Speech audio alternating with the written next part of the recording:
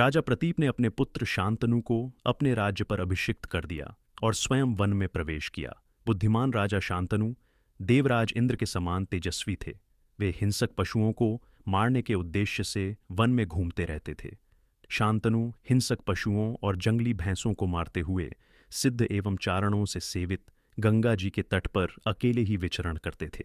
एक दिन उन्होंने एक परम सुंदरी नारी देखी, जो अपने तेजस्वी शरीर से ऐसी प्रकाशित हो रही थी मानो साक्षात लक्ष्मी ही दूसरा शरीर धारण करके आ गई हो। उसके सारे अंग परम सुंदर और निर्दोष थे, दांत तो और भी सुंदर थे।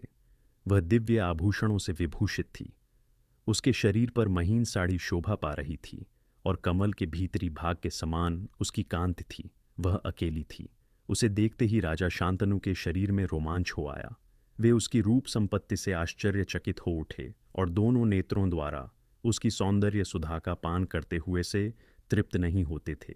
वह भी वहां विचरते हुए महातेजस्वी राजा शांतनु को देखते ही मुग्ध हो गई।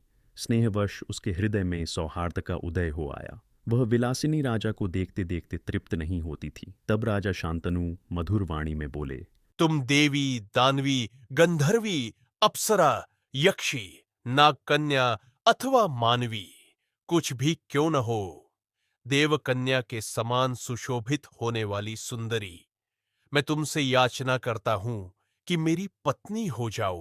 राजा शांतनु का मधुर मुस्कान युक्त मनोहर वचन सुनकर यशस्विनी गंगा उनकी ऐश्वर्य वृद्धि के लिए उनके पास आईं।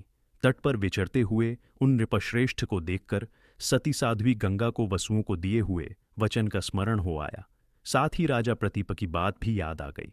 तब यही उपयुक्त समय है, ऐसा मानकर वसुओं को मिले हुए शाप से प्रेरित हो वे स्वयं संतानोत्पादन की इच्छा से पृथ्वीपति महाराज शांतनु के समीप चली आईं और अपनी मधुर वाणी से महाराज के मन को आनंद प्रदान करती हुई बोलीं, मैं आपकी महारानी बनूंगी एवं आपके अधीन रहूंगी, परंतु एक शर्त है, मैं भला या बुरा जो कुछ भी करूं, उसके लिए आपको मुझे नहीं रोकना चाहिए और मुझसे कभी अप्रिय वचन भी नहीं कहना चाहिए। ऐसा बर्ताव करने पर ही मैं आपके समीप रहूंगी। यदि आपने कभी मुझे किसी कार्य से रोका या अप्रिय वचन कहा, तो मैं निश्चय ही आपका साथ छोड़ दूंगी। उस समय बहुत अच्छा कहकर राजा ने जब उसकी शर्त मान ली, तब उन नृपश्रेष्ठ को पति रूप में प्राप्त करके उस देवी को अनुपम आनंद मिला। तब राजा शांतनु देवी गंगा को रथ पर बिठाकर उनके साथ अपनी राजधानी को चले गए। साक्षात दूसरी लक्ष्मी के समान सुशोभित होने वाली गंगा देवी शांतनु के साथ गईं। इंद्रियों को वश में रखने वाले राजा शांतनु उस देवी को पाकर उसका इच्छानुसार उपभोग करने लगे। पिता का यह आदेश था कि उससे कुछ पूछना मत। अतः उनकी आज्ञा मानकर राजा ने उससे कोई बात नहीं पूछी।